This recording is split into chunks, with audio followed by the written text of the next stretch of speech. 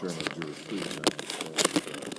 What I do is selection of individuals that have the same, that understands exactly what my philosophical background is and the direction that I want to be able to take the senatorial district, and the direction you take senatorial district is pretty much predicated on exactly how people in the district feel about certain types of issues. And so you got to get individuals that have the expertise, understand exactly what the vision is, and have the ability to achieve the goals, engage in activity, and achieve the goals that you set out for.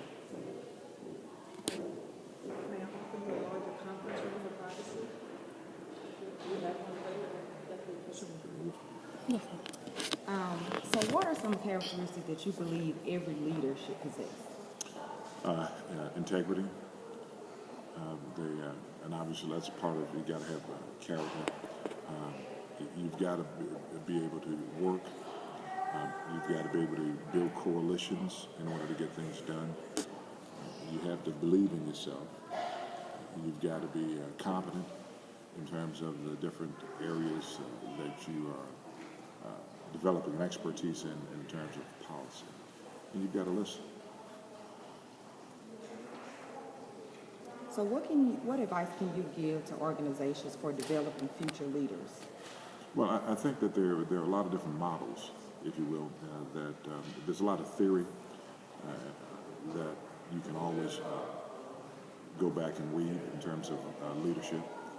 I think there are a lot of different examples, case studies, and I think that depending upon what direction you're going in terms of your leadership style, there's certain core principles, obviously, that we've already talked about that all leaders should have, and you've got to make certain that young people get an opportunity to know what they are and then understand exactly what they are, because you can know what the word integrity is, but you've got to be able to practice integrity. Mm-hmm. And it's just like anything else, knowledge is power. Mm-hmm. And so the more practical application that they have and are able to see in terms of the core principles of leadership, the better they'll be in the future as future leaders. Mm-hmm.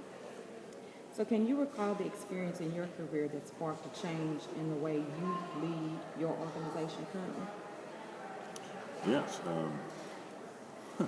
Probably in the ninth grade. No, it was ninth grade. Probably, yeah, it was ninth grade at John F. Kennedy High School. I was in the ninth grade. And we had to put together the ninth grade trip.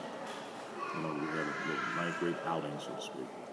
And the then current president decided that he was not going to organize it, and then I had to turn around and take on the responsibility to organize it and make certain we got everybody going in the same direction, because needless to say, there were kind of different opinions about what we should do as ninth graders. Some wanted to go to White Rock here in Dallas. Mm-hmm. Some wanted to go to Six Flags. So there were just different interests in terms of what we needed to do. So I had to be able to bring everybody together, get everybody moving in the same direction, and make certain that everybody paid their money, handle their responsibility, and then make certain that I didn't call it logistics then, but the logistics were carried out in the manner that they needed. Getting out there, going out to White Rock, we ended up going to White Rock, making sure everybody got on the bus, everybody got off the bus, everybody had a good time, and everybody got back on the bus and returned to the campus. So there were different steps that you had to take and you had to think ahead in order to make certain that you kind of anticipated what some of the issues were going to be. And that was the first time I ever had to do that. And that was like in the ninth grade. So in your experience, what are the most important functions of a leader? The most setting the direction, determining what the direction should be, number one, and then setting a course to achieve whatever those goals are.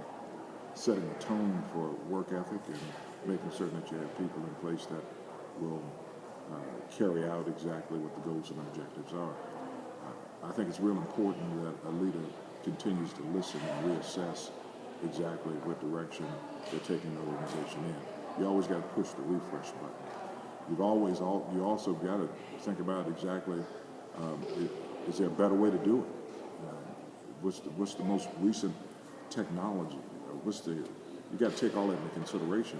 And I'm not saying that every time something new comes out, you use that or you discard it. The reality is that you've got to assess whether or not it can assist you in achieving the goals and objectives that you've set for the organization.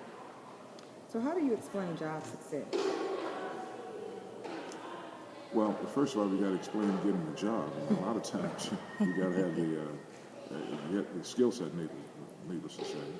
And secondly, you've got to be able to have a contact. And those contacts are sometimes fortuitous, and other times they're pretty much just as a result of luck, but being in the right place at the right time. But once you get there, you've got to make the best of that situation. It kind of reminds me of school. I'm a lawyer also, and I never will forget that when I was in law school, I was a law clerk at the Harris County DA's office, which is in Houston. And I had this guy who was, I was in grand jury, and this guy was a lawyer in grand jury who was stuck there. And he couldn't get out. And so he was real frustrated. And so sometimes he would take his frustrations out on me as a law clerk. And what I understood, I said, well, you know what? This reminds me of one of the professors in college that I didn't like. But I recognized I had to go through him in order to get to where I wanted to go, because otherwise, if I'd allowed him to, the way he expressed that frustration to frustrate me, then I would have been out of a clerkship, as opposed to being able to get around him and continue to become a lawyer. So the point I'm making is this. A lot of times, even in employment, you've got to make certain that you recognize that even if you're new in an organization, there may be any ad hoc obstacles that will be put in your place in order to stop you from achieving, going to the next level. And you've got to work through those obstacles. So you've got to be able to do that. And so in an organization, you've got to recognize this, and this is real important, that business is politics. And politics is business. So from when you started as a leader, how has your style changed over the years? Proverbs. Get wisdom, knowledge, and understanding. I think I'm more wise now. And that wisdom has helped me in good stead over the years. I didn't have anyone to kind of show me how to navigate the maze, because leadership is clearly a maze. And often, you get out on the other side, but you got to still navigate the maze. And so from that standpoint, you have got to make certain that you understand that you will have some negative experiences, but you got to learn from those experiences. And so I've done that over the years that I've been as a state senator. This is like my 20th year, but God, 20 years. And I'm still having fun. I'm a better listener, and I recognize that as a lawyer, I always think that the only way is my way. Well, the reality is not. All of us, I've come to respect other individuals' perspective on different issues, and I will safeguard their right to have a different opinion in terms of looking at the same picture and seeing something totally different. And so I will respect their right and then try to work with them to make certain that not only do I realize my goal, but they realize their goal also. So what is the biggest challenge facing leaders today? Transparency. I mean, the reality is that you've heard that buzzword and you will continue to hear it. And today, everything you do is subject to be on the internet, YouTube, Facebook, or something like that. So you've got to be very discerning in terms of the activities that you engage in. You've got to also make certain that people recognize you're what you are because you're what other people perceive you to be, and that's your social self. And so safeguarding exactly how people perceive you as a leader is very important. You can't always control the way the media portrays you, and you don't try to. But what you try to do is those persons that you depend upon, that as an elected official that you are elected to represent, they know you. And so you've got to make certain they continue to know you, and that they know that you are articulating and working on issues that are important. And what is one behavior or trait that you've seen derail leaders? Greed. Barbara Jordan it's amazing how things happen. When I first became a state senator, I sat down and met with Barbara Jordan. She said, Royce, you can't be a lawyer and a senator at the same time. Got to figure out what she meant. And so, as you mature as a leader, you begin to see different things that happen. And a lot of times individuals think that they own the office as opposed to you being an individual that's in the office. And there's a difference, and you have fiduciary duty. And so from a vantage point, a lot of individuals take advantage of the office by doing things that are inconsistent with the fiduciary duty that they have to the office. So how do you ignite and encourage communication as a leader? Well, how do you ignite and encourage communication as a leader? Well, Facebook. I try to use social media as much as possible now to keep people informed, because and to act. Let me give an example.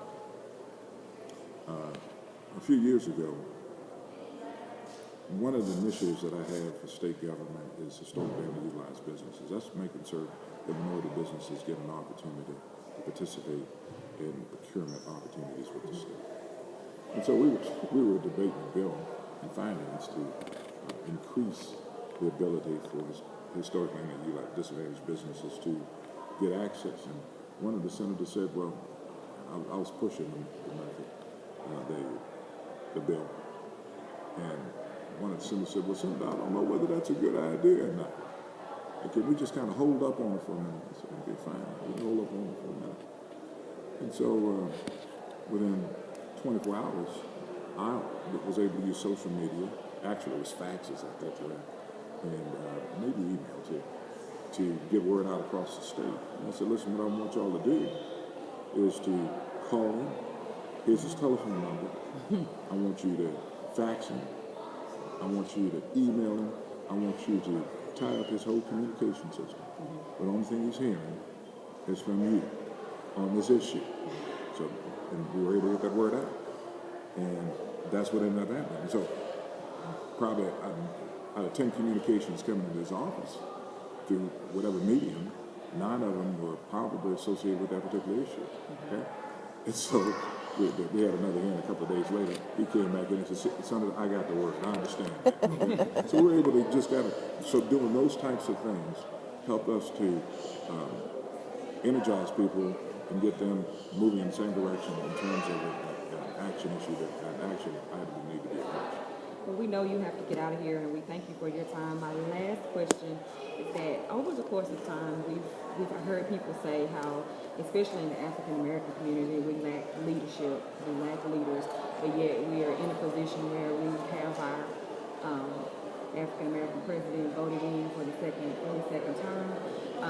And so, what do you think the African American community needs to do in order to build more leadership? Well, the reality is that, like you take, here today, we're having African American academic bowl. These are third, fourth, fifth, and sixth graders today. We got to make sure the pipeline, that there are individuals in the pipeline. All of us are not going to end up being senators, college presidents, heads of corporations. But we got to make sure they have a pipeline. We continue to make sure these kids get through the pipeline and by getting the experiences that they need. Okay? Thank you. Thank you.